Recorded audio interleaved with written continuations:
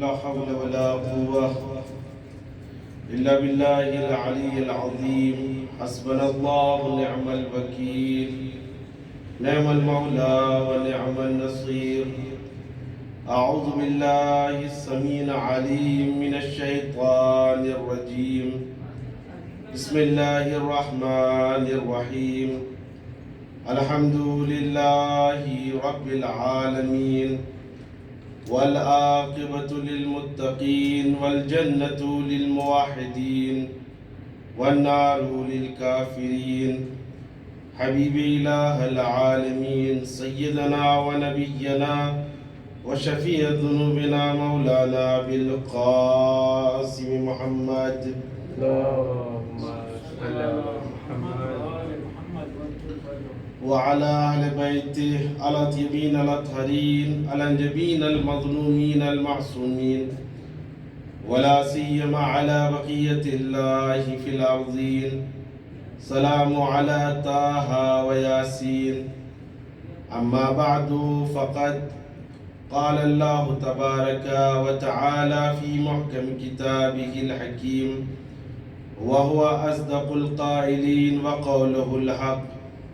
بسم الله الرحمن الرحيم. وقال ربكم ادعوني استجب لكم. صلوات علی محمد و آل محمد. اللهم صل على محمد وآل محمد.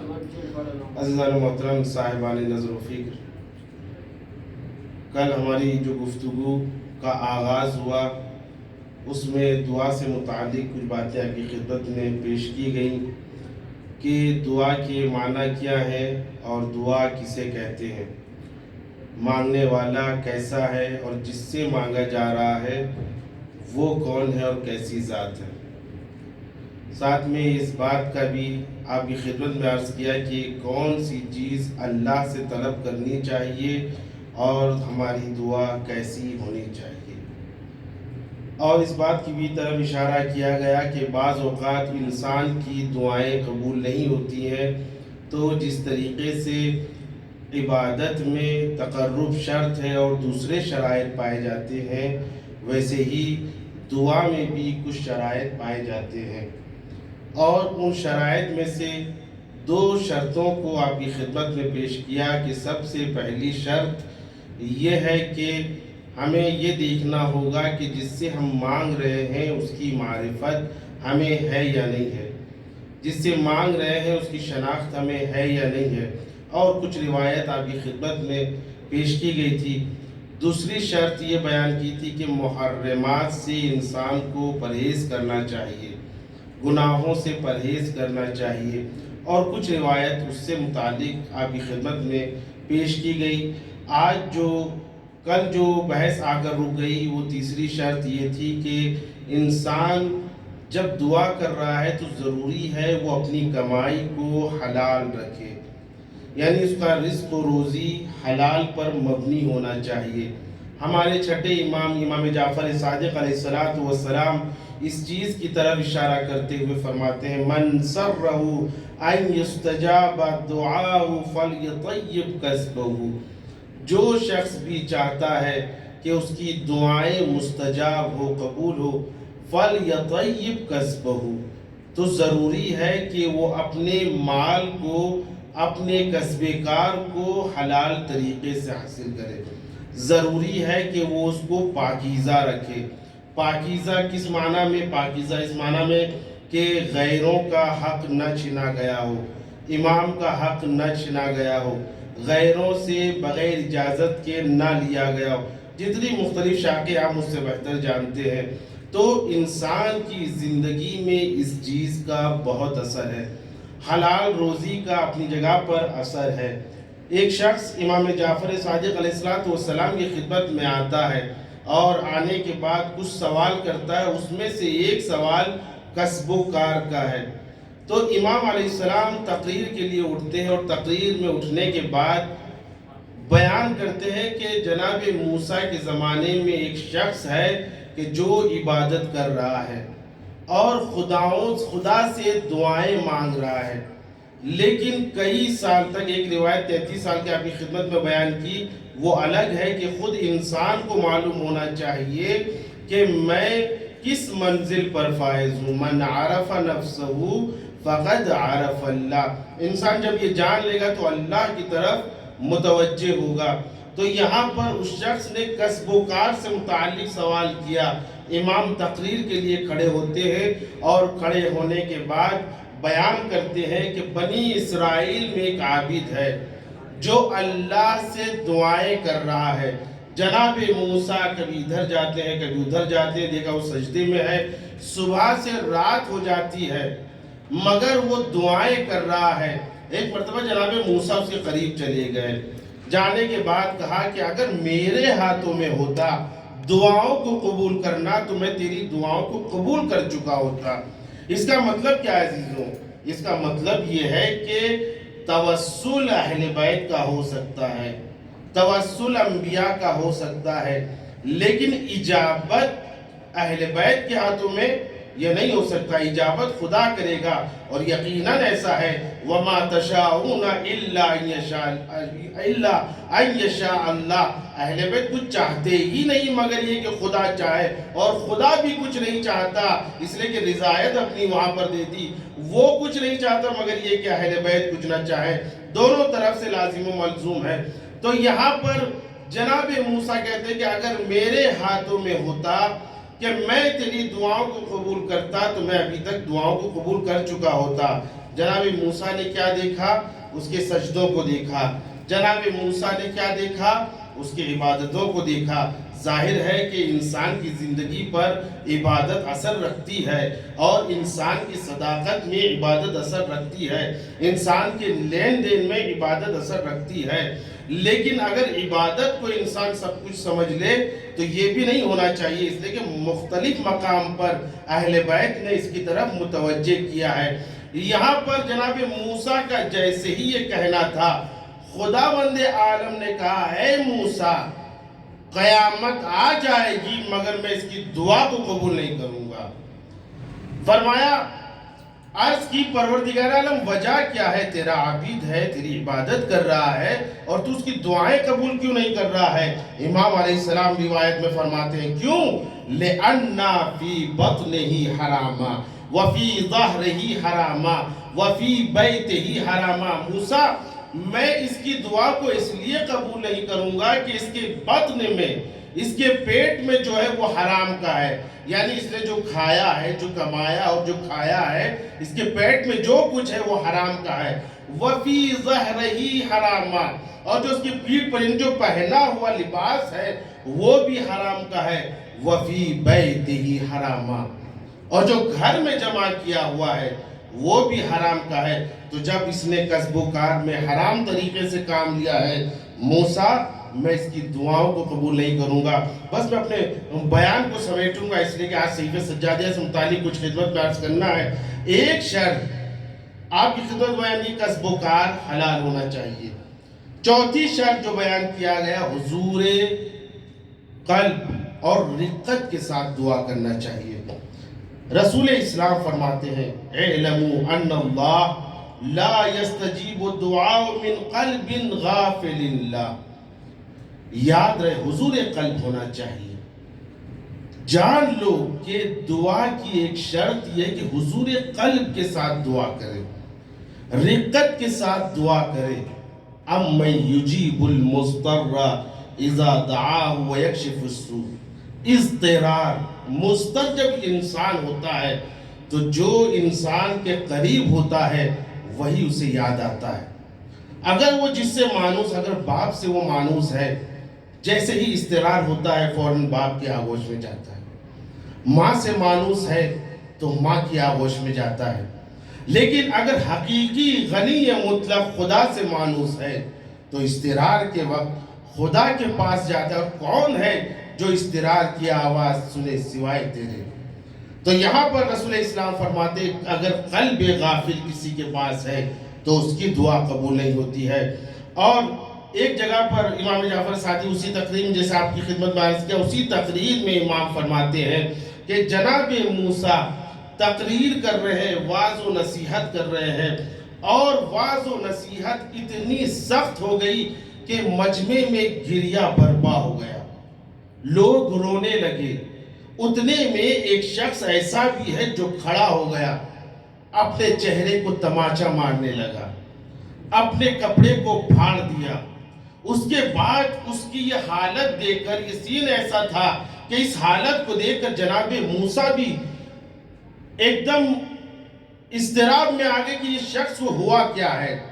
لیکن جب بیان کیا گیا تو اس نے کہا کہ میری دعائیں خدا سے ہیں، اور اس عالم میں جو آپ نے بیان کیا وہ تمام چیزیں میرے اندر پائی جاتی ہیں۔ اس نے اپنے کپڑے کو پھاڑ لیا تو ایک مرتبہ جناب موسیٰ نے کہا خدا اس کی دعاؤں کو قبول کر لے۔ اعلان خداوندی ہوا، اے موسیٰ اس سے کہہ دو لا تشق قمیصک ولیکن اشرح لی قلبک۔ موسیٰ اس سے کہہ دیجئے کہ یہ اپنے کپڑوں کو نہ پھاڑے، اپنی قمیص کو نہ پھاڑے۔ اشرح لی قلبک، اس سے کہہ دو کہ حضور قلب کے ساتھ اپنے قلب کو کھول دے، یعنی حضور قلب سے مجھ سے مانگے، جو مجھ سے مانگے گا میں اس کو قبول کروں گا۔ ایک صلوات پڑھیں محمد و آلہ اللہم صلی علی محمد و آل محمد۔ تو عزیزو یہ چیز ہے، اور اس کے بعد میں بات کو سمیٹتا ہوں۔ تیسری اور آخری اور اہم چیز جو ہمارے سماج میں ہے، اور وہ کہتے ہیں کہ ہماری دعائیں قبول نہیں ہوتی، ان سے کہا جائے کہ آپ نے کوشش کتنی کی۔ اس لیے کہ صرف دعائیں کرنا کافی نہیں ہے، دعاؤں کے ساتھ سعی اور کوشش بھی کرنا چاہیے۔ ایک جملہ مشہور نہیں معلوم روایت ہے، یہ کیا ہے؟ السعی منا والاتمام من اللہ۔ کوشش ہماری طرف سے ہونی چاہیے لیکن اس کا نتیجہ خدا کی طرف سے ہونا چاہیے۔ یہ کوئی عام انسان ہوگا جو اس طرح کی باتیں کرے کہ نہیں ہماری طرف سے کوشش نہیں ہونا چاہیے۔ اگر عارف انسان سے پوچھا جائے کہ آپ اس منزل پر کیسے پہنچے تو کہا کہ خدا مند عالم کی دین تھی اور ہمارا جو فعل تھا اور ہمارا عمل تھا۔ جناب آیت اللہ روح اللہ خمینی کی زندگی کو دیکھ لیجئے کہ آپ ان کی زندگی کو آپ دیکھیں گے، کبھی کبھی یہ ہوتا ہے کہ انسان ڈائریکٹ اہل بیت کو دیکھتا ہے، ٹھیک ہے اہل بیت کا مقام ہمارے لیے اسوہ ہے، ہمارے لیے آئیڈیل ہے، لیکن انسان ڈائریکٹ چھت پہ نہیں جا سکتا ہے، اس کے لیے اسٹیپس ہوتے ہیں۔ اگر کوئی کہتے ہیں اہل بیت ہمارے لیے آئیڈیل ہے لیکن وہ تو معصوم ہے، کہاں وہ معصوم اور کہاں ہم۔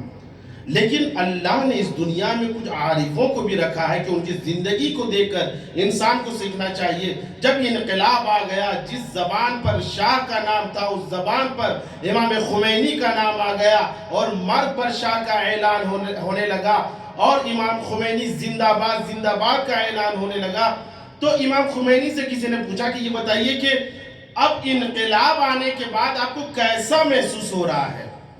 امام خمینی نے فرمایا جیسا میں انقلاب سے پہلے محسوس کر رہا تھا ویسے ہی انقلاب کے بعد محسوس کر رہا ہوں، اس لیے کہ میرے اوپر کوئی بھی اثر نہیں ہوا ہے، اس لیے کہ میں نے ان انسانوں پر امیدیں نہیں رکھی تھی، میں نے توکل علی اللہ کیا تھا، میں نے اللہ پر بھروسہ کیا تھا، اور اس کے بعد لوگوں سے کہتے رہے تم یہ کام انجام دو، یہ کام انجام دو، یہ کام انجام دو۔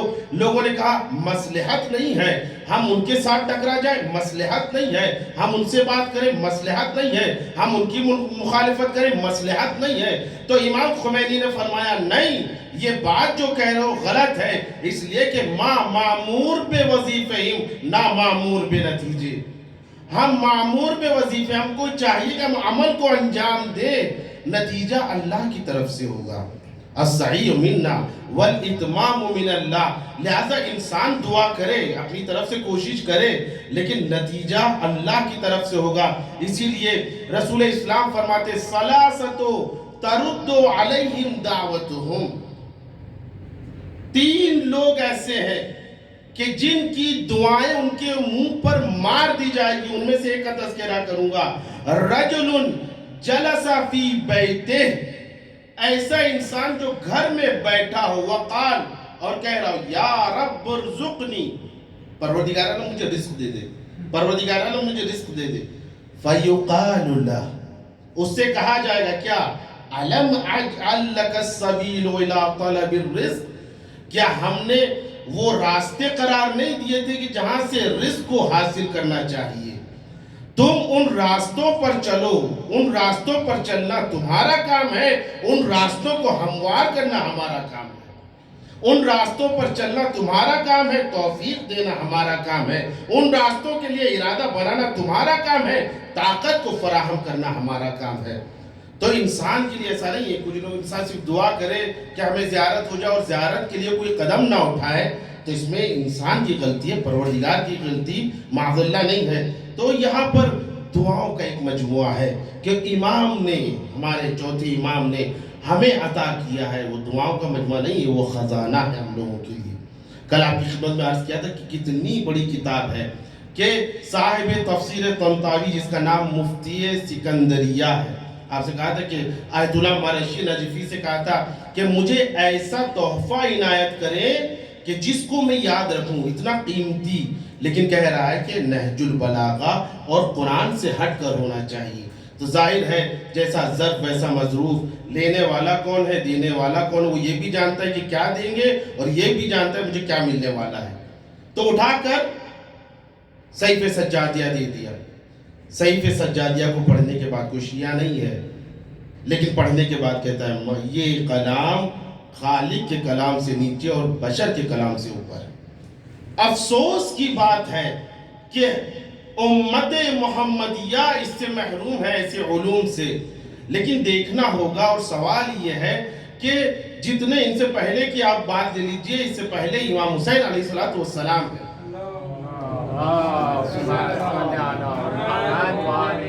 उनकी जिंदगी को जब देखेंगे तो उनकी जिंदगी में मिलता है उन्होंने जंग की। इमाम हसन अलैहिस्सलाम के ज़माने में उन्होंने सुलह की है। लेकिन वजह क्या है कि इमाम सज्जाद अलैहिस्सलातु वस्सलाम घर में गोशा नशीन हो गए। लोगों के सवाल यही है कि इमाम सज्जाद गोशा नशीन हो गए, लेकिन हकीकत में जब इमाम की जिंदगी पर नजर करते हैं, बड़ी मौजिज़ाना है इमाम सज्जाद की जिंदगी।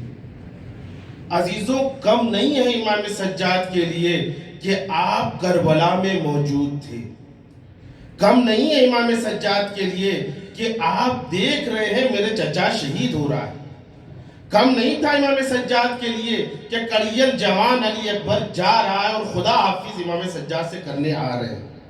कम नहीं था इमाम सज्जाद के लिए कि बच्चे अलतश अलतश अलतश की आवाज़ें बुलंद करें और इमाम सज्जाद का सर झुका हुआ। कम नहीं था इमाम सज्जाद के लिए रोज़े आशूरा, जब इमाम हुसैन अलैहिस्सलाम आए थे और कहा बेटा मर्दों में सिर्फ तुम और मैं हूँ, इससे ज़्यादा सवाल ना करना। लेकिन इमाम हुसैन को रुखसत किया इमाम सज्जाद ने।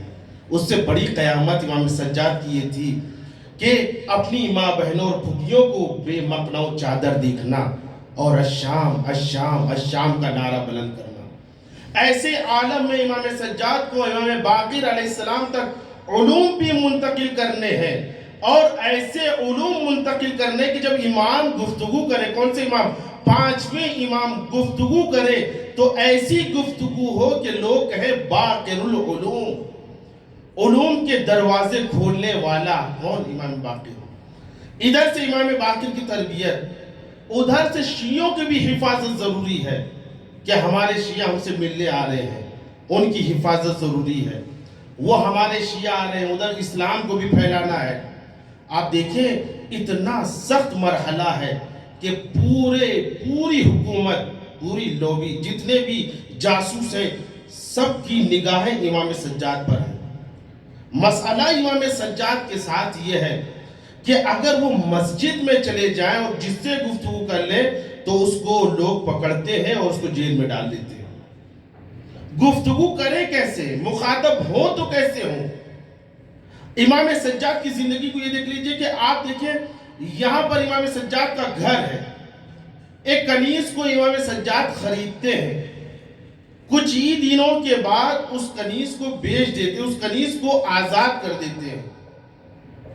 अब उसके बाद हुकूमत से एक कासिद आता है पैगाम लेकर, का हाकिम ने ये पैगाम पहुंचाया है और दरियाफ्त किया है कि आखिर वजह क्या है कि आपने कुछ दिन पहले एक कनीज को खरीदा और चंद ही दिनों में उसे आज़ाद कर दिया। अजीजों, ये सवाल नहीं है, ये दरियाफ्त करना नहीं है, हुकूमत का इमाम सज्जाद को बताना है اور ہوشدار دینا ہے کہ دیکھو یاد رکھو باہر تو درکنار تمہارے گھر میں کیا ہو رہا ہے وہ تک ہمیں معلوم ہے۔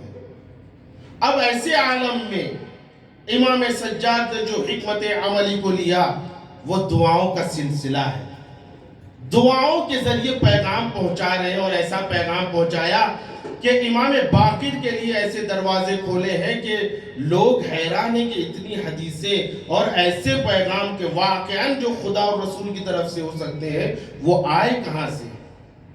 وہ سوائے امام سجاد کی محنتوں کے اور کچھ نہیں ہے۔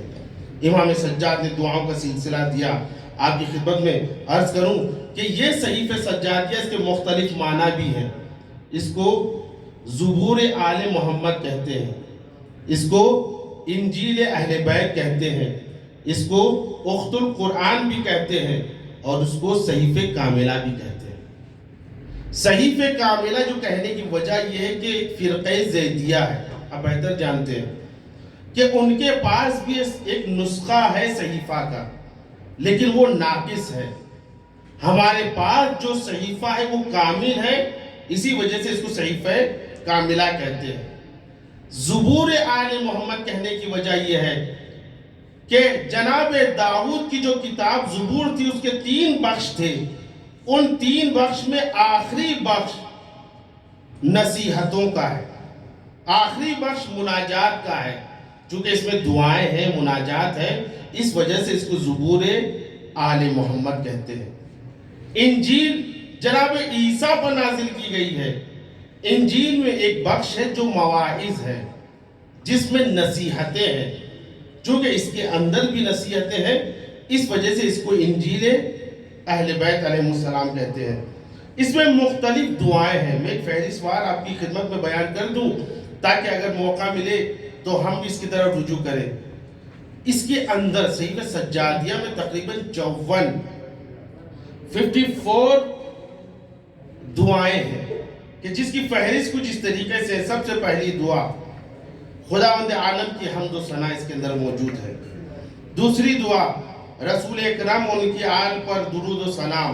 3 حاملان عرش فرشتوں پر درود و سلام۔ 4 انبیاء کی تصدیق کرنے والوں پر درود و سلام۔ 5 اپنے اور اپنے قرابت داروں کے سلسلے میں دعا۔ 6 صبح و شام کے وقت کی دعا۔ 7 مشکلات کے وقت کی دعا۔ 8 طلب پناہ کی دعا۔ 9 مغفرت کو طلب کرنے کی دعا۔ 10 ایسے خدا کی پناہ طلب کرنے کی دعا۔ 11 انجام بخیر ہونے یعنی عاقبت بخیر ہونے کی دعا۔ 11 انجام بخیر ہونے کی دعا۔ 12 اعتراف گناہ کے بارے میں دعا۔ 13 طلب حاجات کے سلسلے میں دعا۔ 14 ایسے ظلم و ستم کے بارے میں دعا جو خود امام سجاد پر ڈھائے گئے۔ 15 بیماری کے وقت کی دعا۔ 16 گناہوں سے طلب بخشش کی دعا۔ 17 شیطان پر لعن و نفرین کرنے کے بارے میں دعا۔ 18 دفع بلیات کے سلسلے میں دعا۔ 19 طلب باران کی دعا۔ 20 نیک اور پسندیدہ اخلاق کے بارے میں دعا۔ 21 آپ کے محزون اور غمگین ہونے کے وقت کی دعا۔ 22 شدت و سختی کے وقت کی دعا۔ 23 طلب عافیت کی دعا۔ 24 والدین کے لیے دعا۔ 25 اولاد کے لیے دعا۔ 26 پڑوسیوں اور دوستوں کے بارے میں دعا۔ 27 اسلامی ممالک کی سرحدوں کی حفاظت کرنے والوں کی دعا۔ 28 بارگاہ خداوندی میں پناہ طلب کرنے کے وقت کی دعا۔ 29 تنگی رزق کی دعا۔ 30 ادائے قرض کی دعا۔ 31 دعائے توبہ۔ 32 نماز شب کے بعد دعا۔ 33 دعائے استخارہ۔ 34 مشکلات اور گناہ کی رسوائی میں گرفتار ہونے کے وقت کی دعا۔ 35 الہی قضاء و قدر پر راضی رہنے کے موقع پر دعا۔ 36 بجلی کڑکنے اور بادل سے گرجنے اور سننے کے بعد ڈر سے بچنے کے لیے دعا۔ 37 شکر پروردگار کے بارے میں دعا۔ 38 عذر خواہی کے بارے میں دعا۔ 39 طلب عفو و بخشش کی دعا۔ 40 موت کو یاد کرنے کی دعا۔ 41 گناہوں سے پردہ پوشی طلب کرنے کی دعا۔ 42 ختم قرآن کے بعد دعا، 43 دعائے رویت ہلال یعنی چاند کو دیکھنے کی دعا، 44 استقبال ماہ مبارک رمضان کی دعا، 45 وداع ماہ مبارک رمضان کی دعا، 46 عیدین اور جمعے کے دن کی دعا، 47 روز عرفہ کی دعا، 48 عید قربان اور جمعے کی دعا، 49 دشمن کے مکر و فریب سے بچنے کی دعا، 50 خوف الہی کے سلسلے میں دعا، 51 تضرع زاری کے سلسلے کی دعا، 52 خدا سے بار بار التماس کرنے کی دعا، 53 بارگاہ خداوندی میں عجز و انکساری کی دعا، اور آخر میں 54 رنج و غم سے دور ہونے کی دعا۔ صلوات پڑھیں محمد و آل محمد۔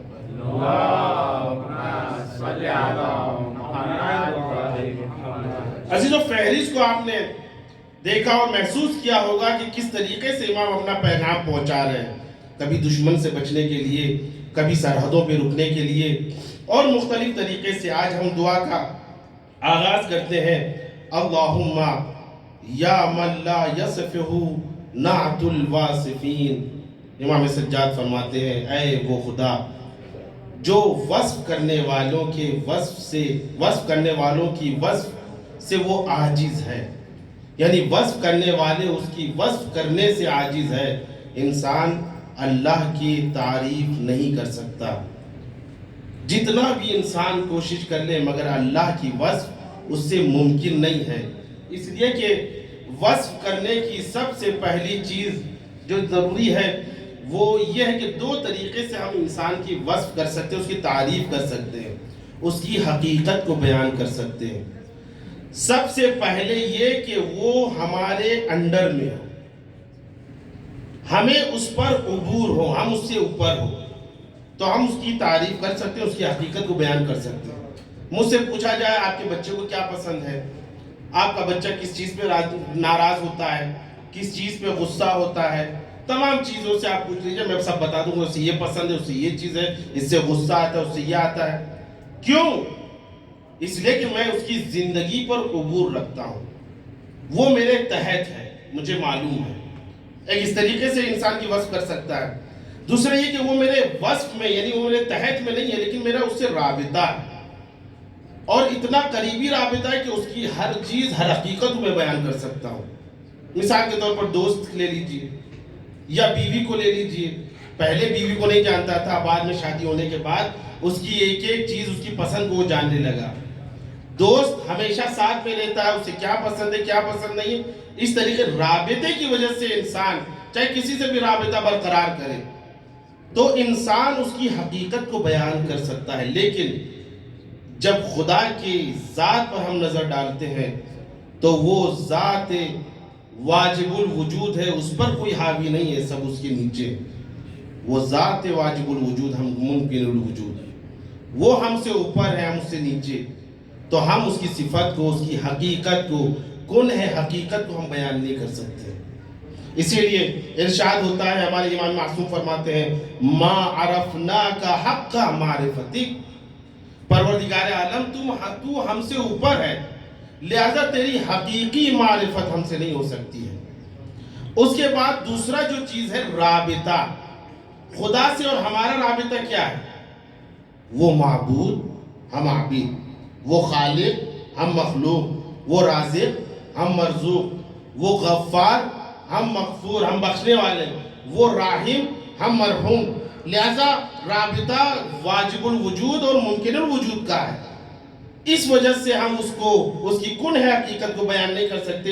اسی لیے امام معصوم نے فرمایا ما عبدناک حق عبادتی، جب تجھے پہچانا ہی نہیں تو تیری حقیقی عبادت کو ہم نے انجام نہیں دیا۔ اور اس کے بعد آئیے دوسری جو فراز ہے، اس میں ارشاد ہوتا ہے یا من لا یجاوزہ رجاء الراجین، بڑی اہم بند ہے، یہ بڑا اہم فراز ہے۔ اے وہ کہ جو امید کرنے والوں کا مرکز ہے، اے وہ کہ جو امید کرنے والوں کی امید کو درگزر نہیں کرتا ہے۔ عزیزوں، امید، انسان کی زندگی میں امید بہت اثر رکھتی ہے۔ اگر انسان کی زندگی سے امید کو چھین لیا جائے تو اس کی زندگی کا کوئی بھروسہ نہیں ہے. اب محسوس کریں، کہا بھی جاتا ہے کہ اگر کوئی انسان کسی کی امید چھین لے تو اس کو ہلاک کرنے کے لیے کافی ہے. شیعوں کو جو نابود کرنے کے لیے پلاننگ کی گئی تھی تو کہا گیا تھا ان سے تین چیزیں، تین امیدیں ختم کر دو. وہاں پر بھی امید کی. آج ہمارے خود جس مملکت میں ہم زندگی بسر کر رہے ہیں اس مملکت میں دیکھیں بار بار کوئی ایسا کام نہ ہونا چاہیے جس سے لوگوں کی امیدیں ختم ہو جائیں. اخباروں میں پڑھتے ہیں ایسا کام انجام نہیں پانا چاہیے جس سے لوگوں کی امیدیں ختم ہو جائیں. ابھی جو حکومت بنی ہے اس کا سب سے بڑا شعار اور ادعا یہی ہے کہ امیدوں کو بنا کر رکھنا ہے. اس کا مطلب یہ کہ انسان کی زندگی پر امید کا بہت اثر ہے، اور کہتے ہیں کہ امیدوں پر دنیا قائم ہے. اگر امید نہ ہو تو انسان کچھ نہیں ہے. اگر کسی کے بیٹے کو باپ سے الگ کرنا ہے یا باپ کو بیٹے سے الگ کرنا ہے تو بیٹا بھی یہی کہتا ہے کہ ابا جان آپ سے یہ امید نہیں تھی. بیٹا باپ سے یہ کہتا ہے کہ اتنا بڑا کیا تمہیں پال پوش کر، تم سے یہ امید نہیں تھی. تو ہر جگہ پر یہ امید کا نام آتا ہے، اور امید جب تک باقی ہے انسان باقی ہے. اگر امید ختم، انسان ختم ہو جائے. آپ مجھ سے بہتر جانتے ہیں، آپ نے اخباروں میں بھی پڑھا ہے، آج سے کچھ مہینے پہلے لے لیجئے کہ بہت سے لوگ بیماری میں، کرونا میں مبتلا ہوئے. اکثر سے پوچھا جاتا تھا کہ بھئی کیوں مر گئے، کیسے انتقال ہو گیا، کہ ان کی سب کا جواب ایک ہی ہوتا تھا کہ امید انہوں نے چھوڑ دی تھی. اگر وہ امید رکھتے ہو، جو بھی عیادت کے لیے تھا، امید رکھے سب صحیح ہو جائے گا. کبھی بھی مشکل میں کبھی بیٹا ہوتا ہے، امید رکھو سب صحیح ہو جائے گا. امام حسین علیہ السلام جب کربلا سے نکلے ہیں اور مدینے کے راستے سے جب چھوڑتے ہوئے مدینے سے باہر نکلے ہیں، اور باہر نکلنے کے بعد ایک مرتبہ امام سو جاتے ہیں اور اٹھنے کے بعد کہتے ہیں انا للہ و انا الیہ راجعون. جناب علی اکبر آگے بڑھ جاتے ہیں، فرماتے بابا ایسا کیوں کہا آپ نے، کلمہ استرجاع کیوں بلند کیا؟ تو امام حسین علیہ السلام نے فرمایا بیٹا یہ کاروان جو حرکت کر رہا ہے یہ ہم حرکت نہیں کر رہے ہیں، یہ موت ہے جو ہمیں ڈھکیل رہی ہے. تو جناب علی اکبر کا ایسا نہیں، امام حسین نہیں جانتے تھے لیکن دکھانا چاہتے ہیں کہ میرے اکبر کی معرفت کہاں پر ہے. جناب علی اکبر نے کہا بابا یہ بتائیے کہ ہم حق پر ہیں یا نہیں ہیں؟ امام حسین علیہ السلام نے فرمایا کہ ہم حق پر کیا، ہم خود حق ہیں. بیٹا حقیقتاً ہم حق پر ہیں. جب یہ کہا ہے تو علی اکبر نے ایک امیدوارانہ جملہ کہا، بابا جب ہم حق پر ہیں تو امید رکھیں، موت ہم پر آ جائے یا ہم موت پر آ جائے ہمیں کوئی فرق ہونے والا نہیں ہے. کس نے امید دی؟ جناب علی اکبر نے امید دی. امید کا بڑا اثر ہے. اسی امید کا نتیجہ ہے کہ انسان جب سوتا ہے تو کہہ کر اٹھنا ہے انشاءاللہ. اگر یہ امید نہ ہو ختم. کرونا کے ماحول میں کیا ہوا؟ کرونا میں آپ دیکھ سکتے ہیں اکثر و بیشتر لوگ، جتنے لوگ اگر ہوئے ہیں 90% ایسے ہیں جو نا امیدی کی وجہ سے وہاں پر مرے ہیں. اور سب یہ کہ امید رکھا کرو، ورنہ کرونا کوئی مہلک بیماری نہیں تھی اگر دیکھا جائے، مگر یہ کہ بعض لوگ جو ضعیف تھے اور پہلے سے ان کو سانس کی مشکل تھی ان کے لیے مشکل تھا. لیکن جن سے پوچھا گیا جوان ہے، جوان جانتے ہیں ہم، ابھی شادی نہیں ہوئی ہے لیکن اللہ سے امید. اللہ موت دینے والا ہے، اللہ رزق دینے والا ہے، اللہ عزت دینے والا ہے. اگر امید ہوتی کہ اللہ موت دینے والا ہے تو کیا ہوتا؟ وہ زندہ رہتا. عزیزوں یہیں کی مثال لے لیجئے. ایک خاتون بوڑھی تھی تقریباً 102 سال، اور شروع میں یہ خبریں آئی کہ وہ اچھی ہو گئی. اس سے انٹرویو لیا گیا، اور انٹرویو لیا گیا تو کہا کہ آپ کو ڈر نہیں لگا، آپ کیسے زندہ بچ گئی؟ تو بوڑھی خاتون کہنے لگی کہ مجھے یقین ہے، اور میرے شوہر جب مر رہا تو اس نے مجھے کہا تھا کہ تم کم سے کم 120 سال زندہ رہو گی. تو وہی امید تھی کہ جو جس کی وجہ سے مجھے یقین تھا مجھے کچھ نہیں ہونا، ہاں ذوف اور بیماری تو لگی رہتی ہے، اچھی ہو کے نکل آئی. لیکن ایک جوان ہے جسے اللہ پر امید نہیں تھی اور جسے خود پر بھروسہ نہیں تھا، وہ مر گیا. امید کا انسان عزیزو، امید پر انسان کی زندگی پر بڑا اثر ہوتا ہے. اگر یہ امید نہ ہو تو ہر چیز ختم. 2 شخص ہیں، دونوں گڈھے میں گر گئے. گڈھے میں گرنے کے بعد اب لوگ چلا رہے ہیں، چیخ رہے ہیں، بلا رہے ہیں. اب اتنے میں دونوں لوگ اس کو دیکھ رہے ہیں. دیکھنے کے بعد ہوا یہ کہ ایک تو باہر آ گیا اور دوسرا گڈھے میں گر گیا.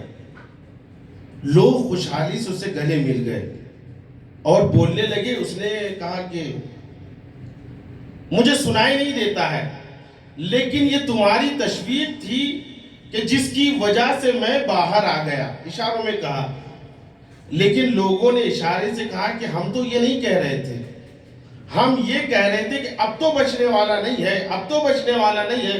تو جس کے کان چالو، جس کے کان چل رہے تھے، اس نے سن لیا، اس کی امید ختم ہو گئی، وہ گر گیا.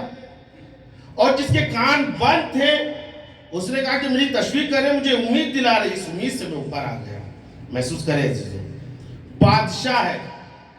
بادشاہ ایک مرتبہ رات میں نکلتا ہے ٹہلنے کے لیے اور دیکھتا ہے نگہبان کھڑا ہوا ہے. اور کھڑا جیسے ہی اس نے پوچھا کہ ٹھنڈک کا زمانہ ہے، کہ تمہیں ٹھنڈک نہیں لگتی ہے؟ کہا کیوں نہیں لگتی؟ لیکن عادت ہو گئی ہے اور اسی عادت کی بنا پر میرے اندر طاقت بھی ہے. بادشاہ نے کہا ایسا ہے تو میں جا رہا ہوں اور تمہارے لیے ابھی گرم کپڑے بھیجنا ہے.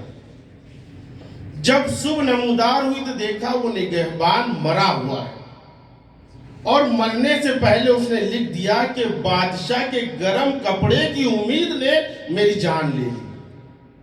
ابھی تک وہ زندہ تھا اس لیے کہ عادت ہو گئی تھی، لیکن بادشاہ نے امید دے دی کہ میں گرم کپڑے بھیج رہا ہوں. اسی امید کی بنا پر وہ کپڑے نہیں آئے تو وہ مر گئے. صلوات پڑھیں محمد و آل محمد پر.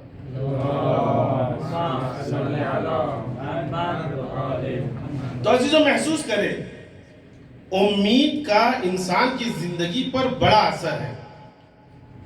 اور چونکہ اب ہماری بحث اور گفتگو دعائے توبہ ہے، تو یہ توبہ کا اس سے کیا رابطہ ہے؟ امید سے بڑا رابطہ ہے. ہم دعائے کمیل میں پڑھتے ہیں اللہم اغفر لی الذنوب التي تقطع الرجاء. پروردگار عالم ہمارے ان گناہوں کو معاف فرما جو امیدوں کو ختم کر دیتے ہیں. جب انسان کی امید کسی پر ختم ہو جاتی ہے تو پھر وہ گڈھے سے گڈھے گرتے ہی چلا جاتا ہے. باپ سے اگر امید نہ ہو تو انسان گرتے ہی چلا جاتا ہے. بیٹے سے اگر باپ کی امیدیں ختم ہو جائے تو باپ ضعیف سے ضعیف تر ہوتا چلا جاتا ہے. امید توبہ کا بڑا اثر ہے. لیکن ہمیں دیکھنا پڑے گا کہ اللہ سے ہم امید کر رہے ہیں. بس یہاں پر بات کو ختم کروں گا. اللہ سے ہم امید کر رہے ہیں تو جس سے امید کر رہے ہیں وہ کیسا ہے؟ بھائی جس سے امید کر رہے ہیں، ہم اپنے دشمن سے امید کریں یہ سوچ کر کہ وہ ہم سے محبت کر رہا ہے، وہ ہم کو زندگی دے گا؟ نہیں، امید اسی سے کی جاتی ہے جو ہم سے محبت کرے. ماں کی مثال لے لیجیے. ماں اپنے بیٹے سے کتنی محبت کرتی ہے، باپ اپنے بیٹے سے کتنا محبت کرتا ہے. آپ نے محسوس کیا، جو صاحبان اولاد وہ جانتے ہیں کبھی غصے میں باپ اگر بچے کو دور کرتا ہے، دور جاؤ، تجھے بار بار نزدیک آتا ہے. کیوں؟ اس امید سے کہ چاہے جتنا کر لیجیے جانا مجھے باپ کے پاس ہے. مقدس اردبیلی کا زمانہ ہے، وہ ایک جگہ سے گزر رہے ہیں. دیکھا ایک ماں ہے جو اپنے بیٹے کو مار کے دروازہ بند کر لیتی کہ آپ آنا مت. لیکن بیٹا ہے وہیں پر بیٹھا ہوا ہے، پھر کھٹکھٹاتا ہے لیکن ماں نے کھولا نہیں، پھر کھٹکھٹاتا ہے، ماں نے کھولا نہیں. مقدس اردبیلی اس کے پاس جاتے ہیں. جانے کے بعد کہتے ہیں کیا کر رہے ہو؟ جب تمہاری ماں نے تمہیں گھر سے نکال دی تو چلے جاؤ. کہا کہ اس ماں نے مجھے نکالا ہے، چونکہ میں نے غلط کام کیا ہے تو مجھے سزا ملی ہے، لیکن میں یہ بھی جانتا ہوں کہ میری ماں مجھ سے بہت محبت کرتی ہے، ابھی آدھی رات ہونے سے پہلے وہ دروازہ کھول دے گی. بس یہ سننا تھا مقدس اردبیلی کا. فوراً سجدے میں عارف انسان اپنے عرفان کی بات سنتا ہے، سجدے میں گر جاتا ہے، خدا تو ذرا سی ہم کو اذیت دیتا ہے، ذرا سی سزا دیتا ہے اور ہم سوچتے ہیں کہ تو ہم سے دور ہو گیا. نہیں، تو ہمارے گناہوں کی سزا دے کر اسی دنیا میں اس کی سزا دے دیتا ہے اور آخرت سے بچا لیتا ہے. تو اس سے زیادہ محبت کرنے والا کون ہے؟ کتنی محبت کرتا ہے خداوند عالم اپنے بندے سے. جناب موسیٰ ایک جگہ سے گزر رہے ہیں، دیکھا ایک ماں ہے جو اپنے بچے کو پیٹ سے باندھے ہوئے روٹیاں بنا رہی ہے. گرمی کا زمانہ ہے عزیزوں، پہلے زمانے میں تنور ہوا کرتے تھے، اس میں روٹیاں بنتی تھی. اب دیکھیں گرمی اور اس کے بعد تنور کی تپش. ماں کا دل ہے کہ بچے کو دور بھی نہیں کر سکتی اور بچے کو قریب بھی نہیں کر سکتی کہ اس کے اوپر جل جائے گا، کہ اس کی حرارت اس پر اثر کرے گی. یہاں پر ماں کا دل دیکھیں، ماں نے اپنے بچے کو پیٹ سے باندھ لیا. بچہ قریب بھی ہے اور بچہ حرارت سے محفوظ بھی ہے. جیسے ہی یہ منظر جناب موسیٰ نے دیکھا، فرمایا سبحان اللہ سبحان اللہ سبحان اللہ، پاک و پاکیزہ ہے تیری ذات، پاک و پاکیزہ ہے تیری ذات کہ تو نے ماں جیسی نعمت ہم کو عطا کی. موسیٰ تم جو دیکھ رہے ہو یہ محبت کس نے ودیت کی جانتے ہو؟ کہا میں نے ودیت کی ہے، میں نے ودیت کی. موسیٰ ایک لمحے کے لیے اگر میں محبت نکالوں تم نتیجہ دیکھو گے. کہا موسیٰ دیکھو ابھی کچھ لمحے ہوئے تھے کہ جو ماں اپنے بچے کو بچا رہی تھی، کچھ لمحوں کے بعد بچے کو تنور میں پھینک دیا. فوراً خدا نے پھر محبت ودیت کی. جس ماں نے تنور میں پھینکا تھا وہ ماں پھر تنور میں کود جاتی ہے. اس طریقے سے ہاتھ جل جاتے ہیں لیکن اپنے بچے کو صحیح و سالم نکال لیتی ہے. جناب موسیٰ سے کہا شفا دو. شفا دینے کے بعد کہا خداوند عالم تو بتانا کیا چاہ رہا ہے؟ خداوند عالم نے کہا موسیٰ یہی تو بتانا چاہ رہا ہوں کہ ایک ماں اپنے بچے سے کتنی محبت کرتی ہے. یقین جانو موسیٰ، میں لاکھوں کروڑوں نہیں لا تعداد گنا ایک ماں سے بھی زیادہ اپنے بندے سے محبت کرتا ہوں. فرعون کا زمانہ ہے، جگہ سے جناب موسیٰ ایک نیل ہے، دریا ہے جہاں پر غرق ہوئے تھے، فرعون غرق ہوا تھا، وہاں سے گزر رہے تھے. ایک مرتبہ خدا نے کہا موسیٰ جانتے ہو یہاں پر کیا ہوا تھا؟ موسیٰ نے کہا تھا کہ ہاں ایک بادشاہ تھا، ظالم تھا، انا ربکم العالی کا نعرہ بلند کر رہا تھا. کہا موسیٰ وہ غرق ہو گیا تھا نا؟ کہا یہاں پر آپ نے جناب سیفی صاحب نے بھی بیان کیا جناب موسیٰ کا اور فرعون کا واقعہ بیان کیا، اس سے غیبت کو ثابت کیا تھا. اور جناب ہمانی صاحب نے بھی بیان کیا تھا، اس سے کچھ نکات نکالے. میں اس سے پورے واقعوں کو اسی لیے نہیں بیان کروں گا. یہاں پر جناب موسیٰ سے کہا موسیٰ یاد ہے؟ کہا ہاں اس نے انا ربکم العالی کا نعرہ بلند کیا تھا اس لیے غرق ہو گیا، وہ اپنے مقام تک پہنچ گیا. کہا موسیٰ تم سے کتنی بار اس نے اپنے آپ کو بلایا اور کہا موسیٰ بچا لو موسیٰ بچا لو، لیکن تم نے نہیں بچایا. ایک مرتبہ خدا نے کہا فَأَوْحَى اللَّهُ عَزَّ وَجَلَّ إِلَيْهِ یا موسیٰ، موسیٰ کی طرف خداوند عالم نے وحی کی اور فرمایا اے موسیٰ ما اغست فرعون لأنك لم تخلقه. موسیٰ تم نے فرعون کے آواز استغاثہ کو نہیں سنا، کیوں؟ لم تخلقه، اس لیے کہ تم نے اس کو خلق نہیں کیا تھا. وَلَوْ اسْتَغَاثَ بِي لَغَثْتُهُ، ایک مرتبہ فرعون مجھے آواز دیتا میں اس کی آواز پر لبیک کہتا.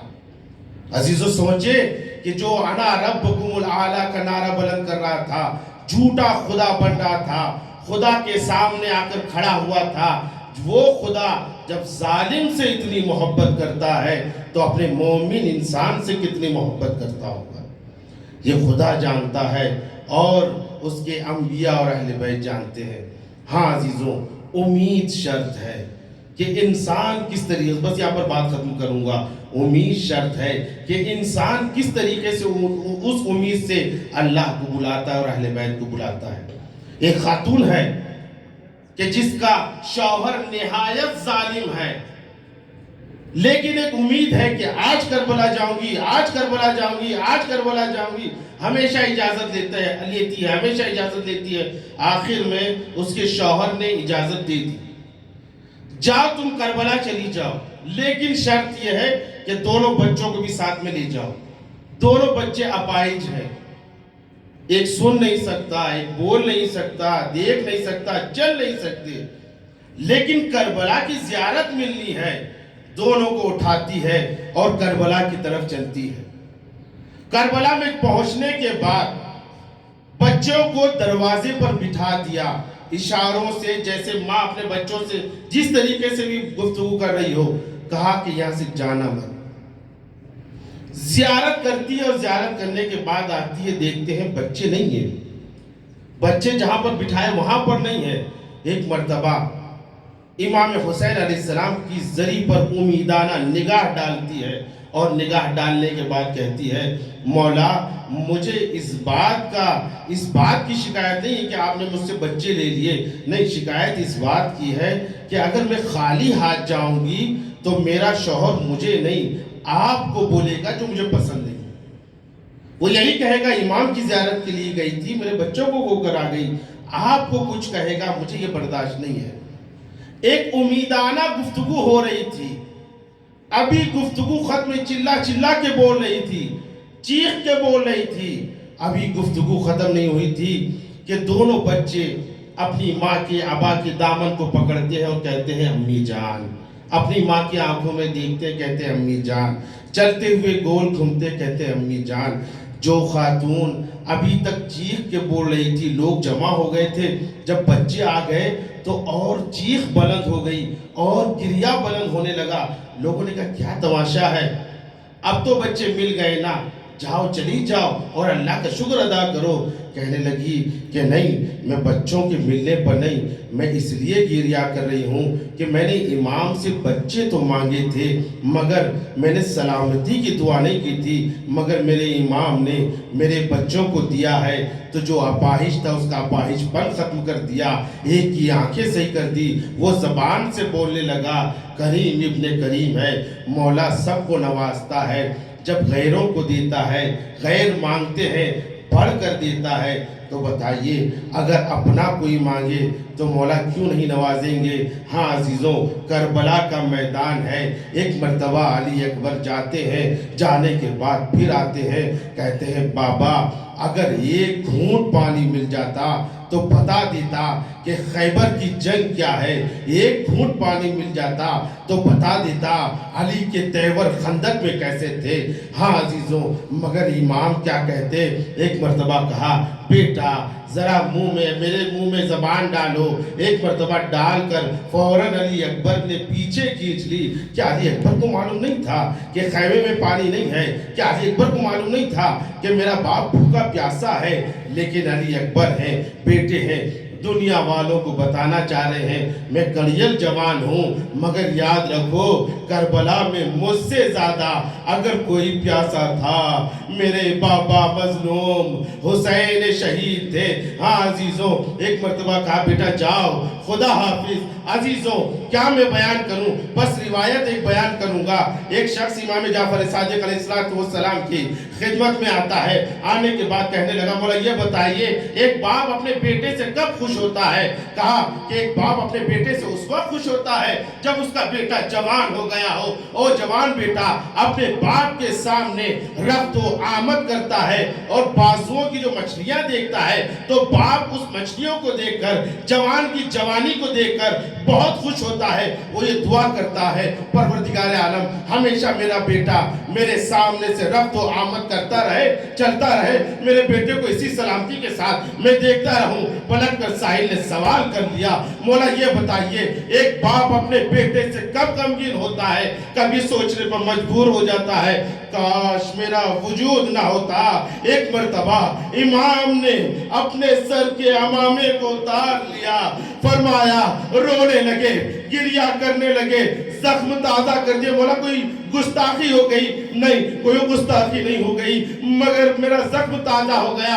ایک باپ اپنے بیٹے سے اس وقت خوش ہوتا ہے جب اس کا بیٹا جوان ہو گیا ہو، وہ جوان بیٹا اپنے باپ کے سامنے رفت و آمد کرے، مگر وہی باپ اپنے بیٹے کو دیکھ کر اس وقت روتا ہے جب اس کا بیٹا جوان ہو گیا ہو اور آخری سانسیں لے رہا ہو، اپنے باپ کو پکار رہا ہو یا حسین، یا غریب الحسین، یا مظلوم عمر حسین یہ موقع یہ منظر کسی نے نہیں دیکھا سوائے میرے جد حسین کے کہ علی اکبر ایڑیا رگڑ رہے تھے کہہ رہے تھے بابا سینے میں درد ہو رہا ہے اور آخری سانسیں لے کر علی اکبر شہید ہو گئے انا للہ و انا الیہ راجعون رضاً بقضائہ و تسلیما لعمرہ الہی تجھے تیرے حق کا واسطہ جہاں جہاں شیعہ حیدر کرار ہیں ان کی جان مال